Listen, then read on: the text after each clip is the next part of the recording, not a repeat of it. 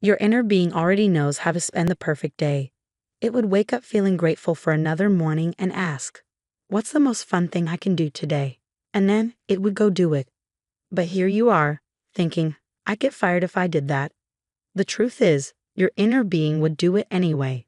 Because when you're in alignment, when you're tuned in, tapped in, turned on, you don't get fired. You get understanding. You get clarity. You get flow. Nothing goes wrong for you when you're connected to source energy. It's only resistance, your doubts, your worries, your guilt, that makes things seem like they're going wrong.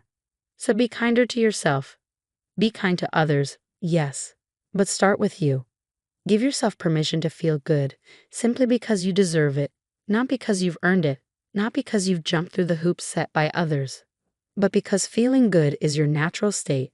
Think back to a time when you felt guilty about something.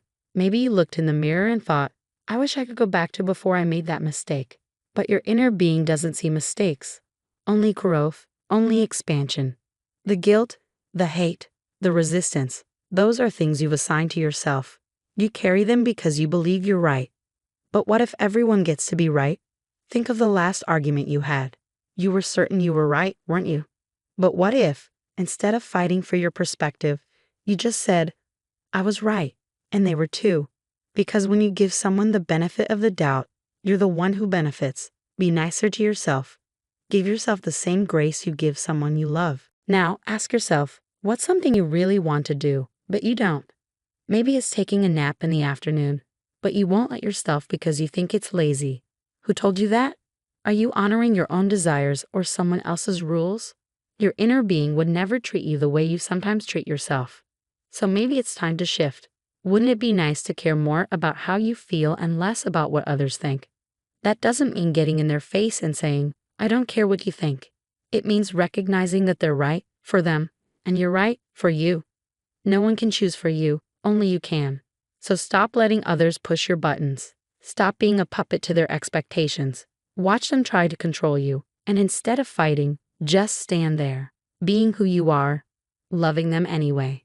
Most fights are just knee-jerk reactions. People push your buttons because you let them. But what if you just didn't react? What if you kept your peace, no matter what? Ask yourself, what are you cooperating with? Your well-being? Or the belief that success requires struggle? Show me one piece of evidence that suffering leads to reward. You won't find it. Pain attracts more pain. Worry attracts more worry. And joy attracts joy. Pain isn't proof that you're earning something. It's proof that you're out of alignment. So what if you decided to do things differently? What if, instead of trying to control everything, you asked yourself, how can I let in a little more joy today? Everything you desire is already lined up for you, like a seed planted in the ground. It's growing, even if you can't see it yet. But it's up to you to allow it in. Do you believe that your desires exist in vibrational form? Do you believe you have access to them? Do you believe you get to decide how much you let in? If so, why let others' opinions determine what you receive? If we were in your shoes, we'd tell everyone, "I have a new plan for my life." Some will say, "What is it?" Others will say, "Oh no, what now?" And that's how you'll know who's on your side. Then tell them, "I decided to do more things that feel good to me." And when they panic, say, "Relax. There's a lot about you that's fun and interesting to me. I'm not cutting you out. I'm just shifting my focus. I heard that if I can prioritize my joy for just 3 days, my whole life will change. I'll be clearer, luckier, more inspired. So I'm giving it 3 days." Don't tell them you're putting yourself first. They won't like that. Instead, say, "I'm going to choose things that feel better for me, just for 3 days. Let's see what happens," and then do it. Watch how your energy shifts. Watch how your world shifts. Even at work, you can shift your perspective. Imagine saying to your coworkers, "I love working here." Except you don't, so you rephrase, "I want to love working here," but you wake up every morning dreading it. So why do you go? Oh yeah, money.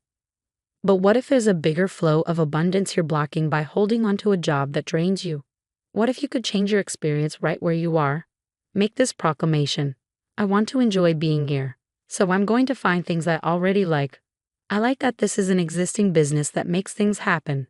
I like that revenue flows and that I get to be part of it. I like that there are other people here, even if we don't always agree. And I like the potential of the part I could play here. This shift doesn't happen overnight, but it does happen when you start looking for the good. And once you start, momentum builds. So to everyone around you, declare, I'm going to be happy. Damn it. I deserve it. I deserve to be happy. I deserve to feel good. I want more time off. I want more money. I want to be inspired. I want to be respected. I want to collaborate. I want to be the reason others feel good when they're around me.